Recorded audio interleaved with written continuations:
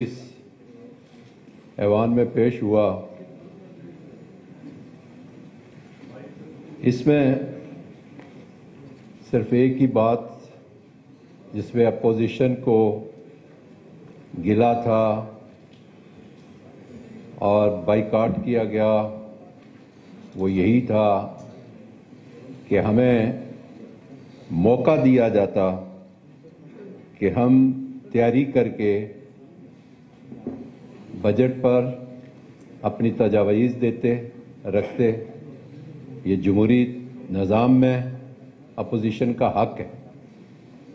जनाब स्पीकर, मुझे ये बताया जाए कि ये मैं उठा नहीं सकता, ये इतनी बड़ी ये तकलीफ़ करने की और इतना बड़ा ख़र्चा करने की रियासत का क्या ज़रूरत थी कि अगर हम इसमें से एक किताब को भी खोल के नहीं पढ़ सकते, नहीं देख सकते और अपना ज़मीर माफिया पेश नहीं कर सकते। तो इस सिलसिले में मैं बड़ा क्लियर हूँ कि चूँकि मैं भी 8 माह और 14 दिन प्राइम मिनिस्टर रहा और उसमें हमने इस रियासत के लिए जो हमारी बसात थी काम किया। हमारी वर्किंग रिलेशन अल्हम्दुलिल्लाह हुकूमत पाकिस्तान से ठीक थी। बाद में हमारी पीटीआई की हुकूमत आई तो उनके साथ वर्किंग रिलेशन ठीक नहीं थे। वो शायद हमारा अपना कसूर था, हम किसी के मेरे जैसे नहीं, ये नहीं भूला राय साहब। मैंने कहा बाद में दूसरी हुकूमत पीटीआई की आई, तनवीर इलियास। नहीं बोले वो, मैं ये गुजारिश कर रहा था कि दूसरी हुकूमत जब हमारी पीटीआई की आई तो उसमें हमारा तालमेल उस तरह नहीं रहा, वर्किंग रिलेशन नहीं रहे, जिससे रियासत में वो जो हमारी 8-9 महीने की कोशिश सही थी उस पर अमल दरामद हो सके। अब ये चूँकि मखलूत हुकूमत मर्ज़ वजूद में आई और इन्होंने अपना तालमेल रखा और फंड्स भी आए, और जिसके लिए आज जो हमें प्राइम मिनिस्टर साहब ने बताया कि बल्दियाती फंड्स के सिलसिले में हमें अभी गुंजाइश है कि हम हुकूमत पाकिस्तान हमें आज़ाद कश्मीर के लिए फ़ंड्स मुहैया कर सकते हैं, जिसके लिए ये सारी कोशिश जल्दी हम कर रहे हैं। हालात का तकाजा है, हम इसमें तावन के लिए तैयार हैं। लेकिन जनाब स्पीकर, मैं नेशनल लेवल के उन मामलात की तरफ आपके तवज्जो, कायदे अवाम की तवज्जो और हुकूमत की तवज्जो चाहता हूँ कि हमने अपने दौर में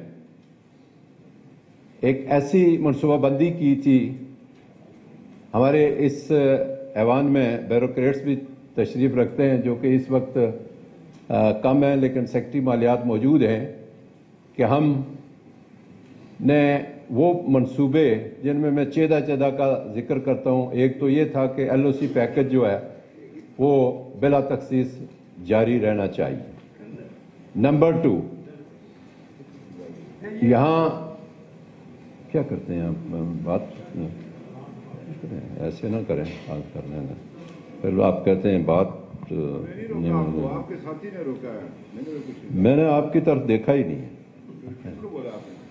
ख्वाजा साहब को बोला, मेरा हक इधर ही बनता है, आपका हक ही नहीं है मेरा।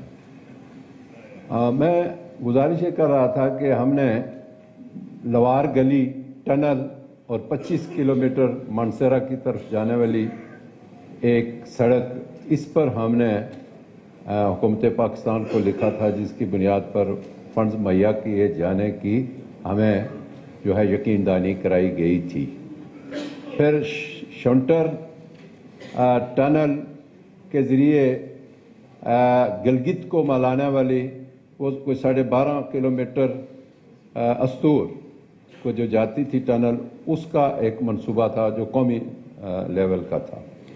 फिर लीपा टनल से केल وہ ایک منصوبہ تھا جس سے 3 گھنٹے کا سفر 20 منٹ میں طے ہو سکتا تھا. یہ ایک پروجیکٹ تھا. پھر جناب اسپیکر ایک نیشنل ہائی وے آزاد کشمیر کے جو 10 اضلاع کو ملانے والی ایک سڑک تھی, اس پہ ہم نے فیزیبلٹی تیار کی اور وہ کوئی 42 ارب روپے اس پر کم و بیش خرچ اخراجات آ رہے تھے, جس کے لیے 8 ٹنل بھی اس میں شامل تھی, اور یہ مظفر آباد سے میرپور کا پروجیکٹ تھا.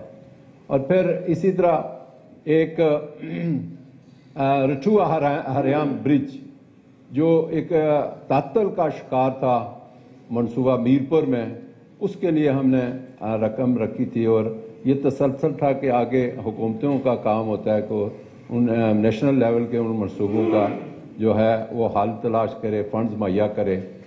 اور اسی طرح میرپور واٹر سپلائی اسکیم تھی. اور پھر یہ ہے کہ ہمیں جو مختلف معاملات, جس میں ایک تو سڑک آ گئی, شکریہ. یہ جو ٹورزم کے لیے ٹورزم سپاٹ تھا, کھائی گلا تولی پیر لسڈنا سڑک, اس پہ ہماری حکومت نے 22 کلومیٹر سڑک تیار کی اور 8 کلومیٹر ابھی ہے. اگر یہ ہو جاتی ہے تو اس میں بڑا سکوپ ہے ٹورزم کا. لیکن ایک سڑک جو کھائی گالا سے جس نے عباس پور کو ملانا تھا, یہ 45 کلومیٹر سڑک ہے, جس کو علی سوجر کے ذریعے اس کا جو ہے ہونا تھا رابطہ. اور یہ جو کہ 70 کلومیٹر سے 45 کلومیٹر جو ہے, یہ کچھ آپ کہہ لیں کہ 25 کلومیٹر اس میں سفری کم سہولت ہے. اور پھر ٹورزم, اس میں زیادہ ٹورزم اسپاٹ موجود ہیں اس میں, اس سڑک پر, جو کہ میں سمجھتا ہوں کہ ٹورزم کے حوالے سے بھی اور عباس پور اور حویلی کے حوالے سے بھی چیزوں کو جو ہے وہ اچھے طریقے سے سفری سہولتیں, اسلام آباد کی طرف جو سفر تھا وہ سفر. تو میری مراد یہ تھی کہ اگر حکومت اس طرح کے معاملات میں جو نیشنل لیول کے, جس طرح میں نے جناب اسپیکر گزارش کی ہے, اس پر توجہ دے. یہی وہ چیزیں تھیں. پھر دوسرا جو چیز میں نے پڑھی نہیں ہے, اس کو میں آؤ سے یہاں اس ایوان میں, معزز ایوان میں اس طرح نہیں بیان کر سکتا.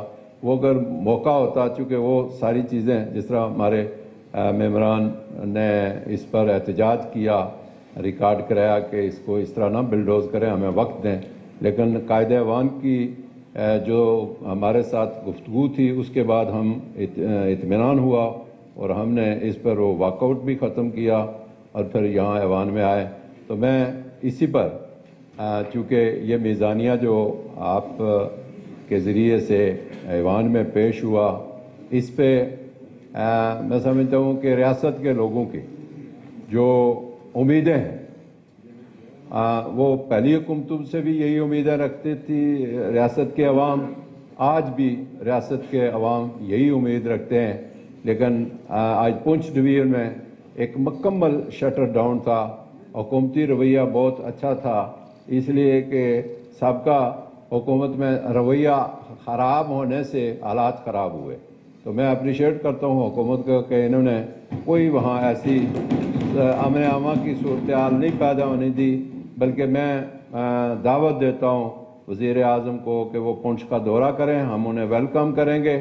اور یہ ہم وہاں مختلف جماعتوں کے لوگوں کو بلا کے اس عوام کو, اور یہ جو ایک ایسی افراتفری ہے کہ مہنگائی ہے, مہنگائی کیوں ہے, یعنی اگر آپ دیکھیں حکومتوں کا کام ہے لوگوں کی طرف توجہ دینا. چاہوں اسپیکر, میں نے آپ کا شاید ٹائم زیادہ لے لیا.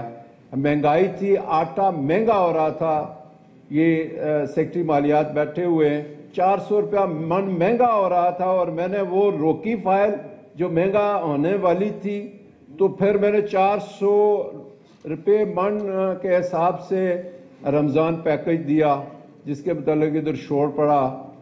وہ 28 کروڑ تھا اور کسی نے یہاں کہا کہ 22 کروڑ کا غبن ہو گیا. میں نے کہا پھر یہ 28 کروڑ پر لوگوں کو کیسے ملا ہے؟ لوگوں نے کہا کہ ہمیں تو بہت اچھا پیکج ملا. تو حکومتوں کا کام ہے, مہنگائی میں بھی مہنگائی ہوتی ہے.